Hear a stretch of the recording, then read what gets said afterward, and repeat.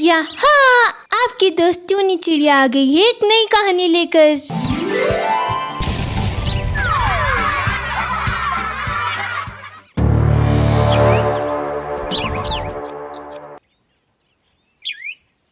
चुड़ैल चिड़िया की शादी। चंपकवन एक बहुत ही सुंदर जंगल था। उस जंगल में सभी पक्षी बहुत हंसी खुशी अपना जीवन बिताया करते थे। इसी जंगल में एक सोनू नाम का कौवा भी रहता था। सोनू कौवे की शादी पास ही के जंगल में रहने वाली एक खूबसूरत सी शीना कौवे से तय हो गई थी। सोनू कौवे की शादी के दिन अरे जल्दी करो भाई लोग, शाम होने से पहले हमें बारात लेकर शीना भाभी के यहाँ पहुँचना है। बारात को दूसरे जंगल से लेकर जाना है और रास्ते में वही मनहूस बरगद का पेड़ पड़ता है। अरे मैं नहीं चाहता सोनू भाई की शादी में कोई ऊंच नीच हो। अरे क्या पीकू भाई, आप भी शुभ मौके पर कैसी मनहूस बातें कर रहे हो। अरे मनहूस पेड़ जैसी कोई चीज नहीं होती, ये सब अंधविश्वास की बातें हैं।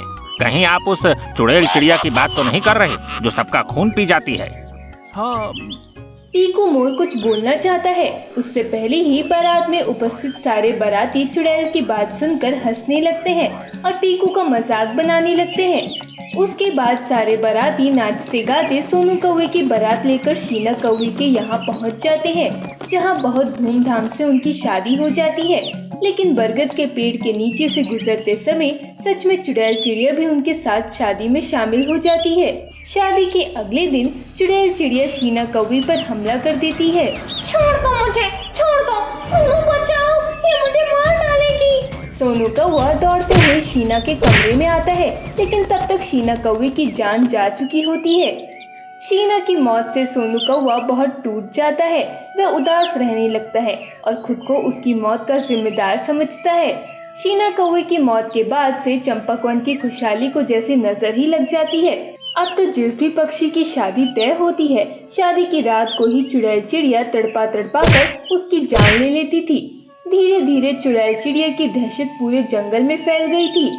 अगर ऐसा ही चलता रहा तो धीरे धीरे सारा जंगल ही खाली हो जाएगा। न जाने ये कैसा साया है जो शादीशुदा जोड़ों की बेरहमी से हत्या कर रहा है। हे भगवान, आखिर ये चुड़ैल हम चंपकवासियों से चाहती क्या है और अचानक ये कहां से हमारे सूखी जंगल में आ गई।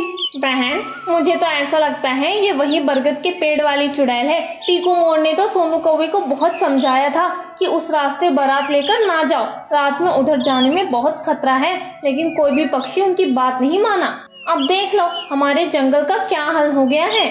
मैं तो डर की मारी अपनी बेटी की शादी ही तय नहीं करा रही हूँ, कहीं वो चुड़ैल मेरी बेटी को भी न मार डाले। मुझे तो लगता है अब इस जंगल में कभी खुशियाँ नहीं मनाई जाएंगी, न ही कभी किसी पक्षी की शादी हो पाएगी। तभी वहाँ से बुजुर्ग बाज सोमा गुजरता है। देखो पक्षियों, मेरी उम्र बीत गई है इस जंगल में। ना जाने कितने ही बाढ़, सूखे और विपदाएं देखी है मैंने, लेकिन ऐसी मनहूसियत कभी नहीं छाई।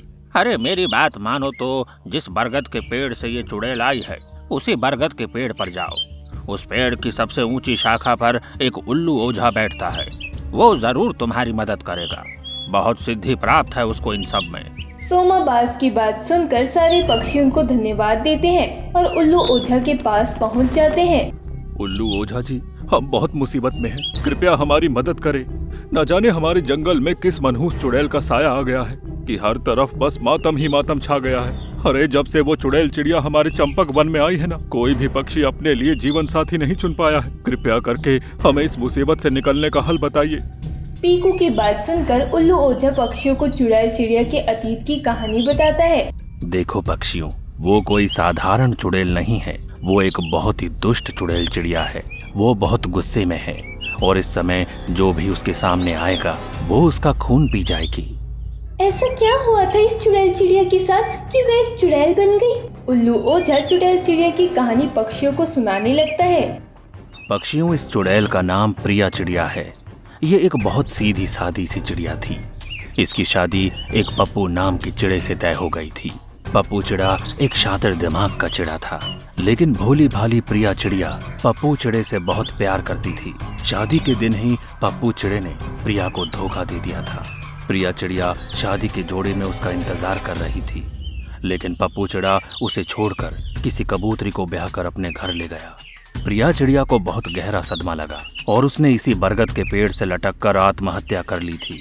उसके बाद प्रिया चिड़िया एक खतरनाक चुड़ैल में बदल गई। उसने पप्पू और उसकी पत्नी की भी उसी रात हत्या कर दी थी। उस दिन के बाद से ही वो चुड़ैल शादीशुदा जोड़ों का शिकार करती है और शादी की रात को ही उनका खून पी जाती है।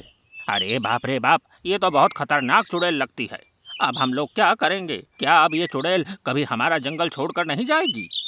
अरे नहीं पक्षियों, मेरे पास इस समस्या का एक हल है जिससे प्रिया चुड़ैल की आत्मा को भी शांति मिल जाएगी और आप लोग भी सुकून से चंपक वन में रह सकोगे। उल्लू ओझा सभी पक्षियों को एक युक्ति सुझाता है। उल्लू की बात सुनकर सारे पक्षी खुश हो जाते हैं। ओझा जी, आपने हमें हल तो बता दिया, लेकिन अपनी जान जोखिम में डालकर कौन ये काम करने को तैयार होगा? आपके अनुसार तो प्रिया चुड़ैल से किसी पक्षी को सच में शादी करनी होगी, लेकिन मुझे नहीं लगता कि कोई भी पक्षी चुड़ैल से शादी करने को मानेगा। मुझे माफ कर दो पक्षियों, मेरे कारण ही वो चुड़ैल इस जंगल में आई है, इसीलिए मैं ही उस चुड़ैल से शादी करूंगा और उसे मुक्ति दिलाऊंगा। सभी पक्षी सोनू कौवे की बहादुरी की बहुत तारीफ करते हैं। देखो पक्षियों, मैं अभी तंत्र मंत्र के माध्यम से उस चुड़ैल को यहाँ बुलाता हूँ और शादी के लिए मनाता हूँ। आप लोग भी पूरी धूमधाम से शादी की तैयारियां करिए। याद रहे, शादी में कोई भी कमी नहीं रहनी चाहिए। अगर उस चुड़ैल को गुस्सा आ गया तो फिर हम सब में से कोई भी नहीं बचेगा। सभी पक्षी शादी की तैयारियां करने के लिए जंगल लौट आते हैं। उधर उल्लू ओझा अपनी शक्तियों से चुड़ैल को अपने पास बुलाता है। क्यों बुलाया है मुझे? आखिर तू मुझसे चाहता क्या है? आज तो मैं तेरा खून पीकर ही अपनी प्यास बुझाऊंगी। प्रिया चुड़ैल उल्लू की ओर लपकती है। अरे दुष्ट चुड़ैल, मैंने तो यहाँ तुझे तेरे ही फायदे के लिए बुलाया था, लेकिन लगता है तू शांति से जीना ही नहीं चाहती है। अरे मैंने तो तेरे लिए एक सुंदर समझदार पक्षी पसंद किया है जिसके साथ तू शादी करके अपनी अधूरी इच्छा को पूरा कर सके। देख प्रिया, अब गुस्सा छोड़ दे। एक कौवा खुशी खुशी तुझसे शादी करने के लिए तैयार है। वो पूरी धूमधाम से इस अमावस्या की रात को बारात लेकर इस पेड़ पर आएगा। तू भी पुरानी बातें छोड़कर उसके साथ शादी कर ले और सुखपूर्वक जीवन बिता। क्या कहा? मुझसे शादी? कौन है रे वो कौवा जो मुझ चुड़ैल से शादी करना चाहता है?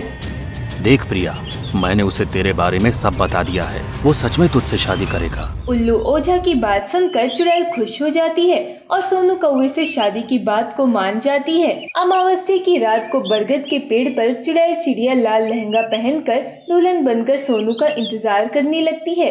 कुछ ही देर में बारात आ जाती है।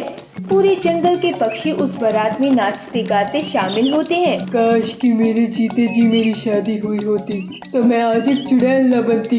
ये सोनू कौवा तो सच में दूल्हा बनकर मुझसे शादी करने आया है। अरे इतना क्या सोच रही हो प्रिया? आओ, फेरों का समय हो गया है। सोनू कौवा और प्रिया चुड़ैल के फेरे हो जाते हैं। फेरे खत्म होते ही प्रिया चुड़ैल की आत्मा तृप्त हो जाती है और वह हमेशा के लिए जंगल को छोड़कर चली जाती है।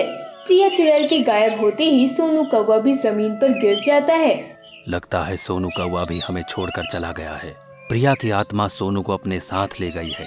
भाइयों, सोनू कौवे की ये कुर्बानी आप लोग कभी मत भूलना। जंगल को चुड़ैल से मुक्त कराने के लिए सोनू भाई ने अपनी बलि चढ़ा दी है। सोनू कौवे की मौत का सभी पक्षियों को बहुत अफसोस होता है, लेकिन उसके बाद चंपकवन में पक्षी खुशी खुशी अपना जीवन जीने लगते हैं। यहाँ आपकी दोस्तों चिड़िया आ गई है एक नई कहानी लेकर।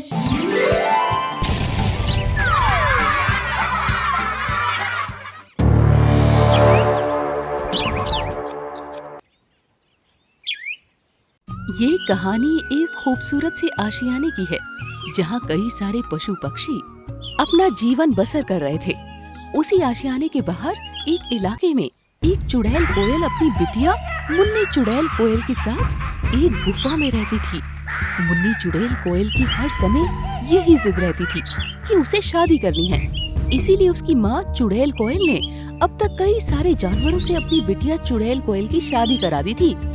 उन दोनों चुड़ैल माँ बेटियों ने उन जानवरों को मारकर खा लिया था। एक दिन मुन्नी चुड़ैल कोयल अपनी गुफा में बैठी हुई थी। मुन्नी चुड़ैल कोयल नरमी से बोलती है, माँ, मुझे शादी करनी है। अरे बिटिया, अभी अभी तो मैंने तुम्हारी शादी एक भालू से करवाई थी। और उसके बाद तुमने ही उस भालू को मारकर खा लिया था। नहीं माँ, इस बार मुझे जानवर से नहीं बल्कि पक्षी से शादी करनी है।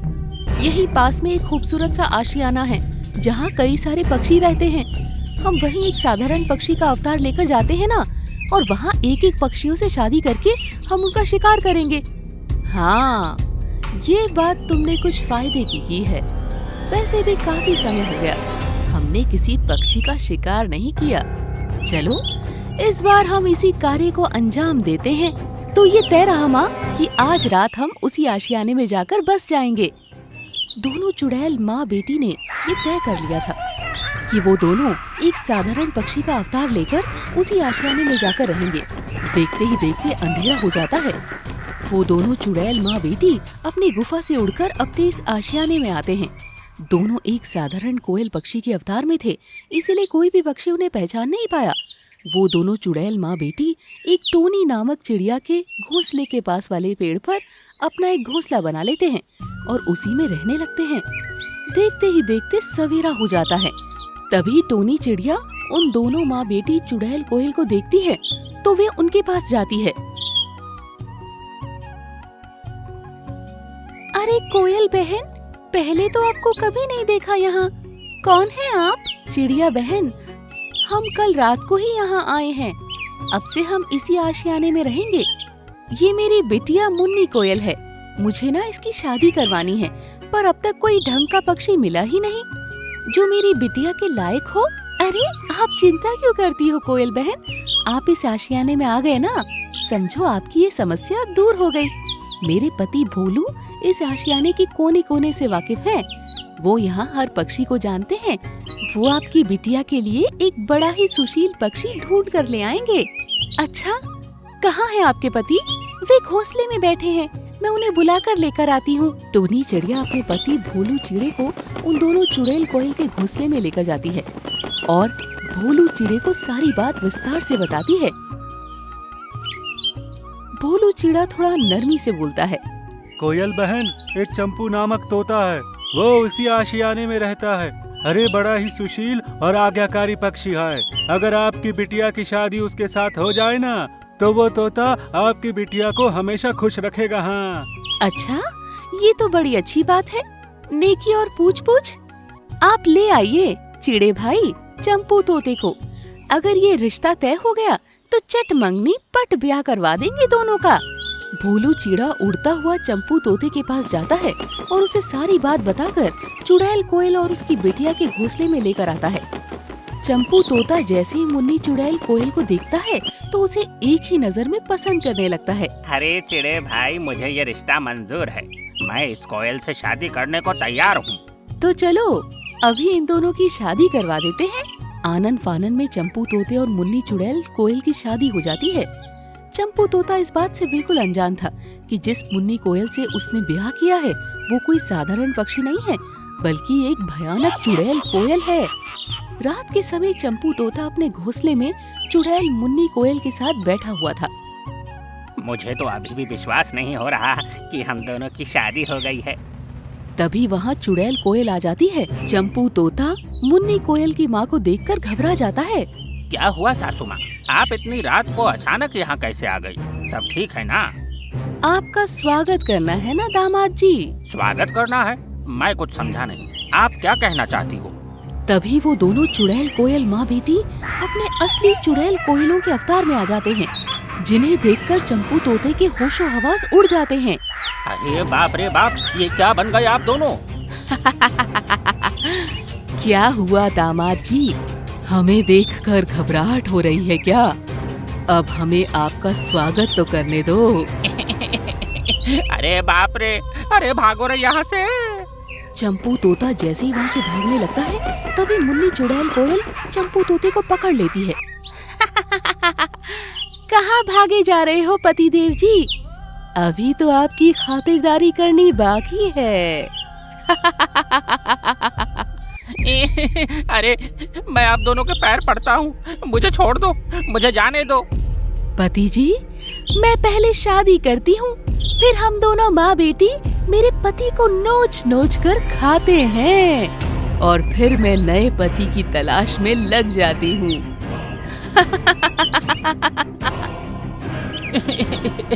अरे ये कहाँ फंसा दिया रे इस चिड़े ने मुझे। ये किससे शादी करा दी मेरी। अरे बचाओ, अरे कोई मुझे बचाओ। तभी मुन्नी चुड़ैल कोयल और उसकी माँ चुड़ैल कोयल दोनों मिलकर चंपू तोते को नोच नोच कर खा जाते हैं। माँ, एक शिकार तो हमने कर लिया, अब चल के नए शिकार को तलाश करते हैं। बिटिया, अब हमें अपना घोंसला किसी और पेड़ पर बनाना होगा।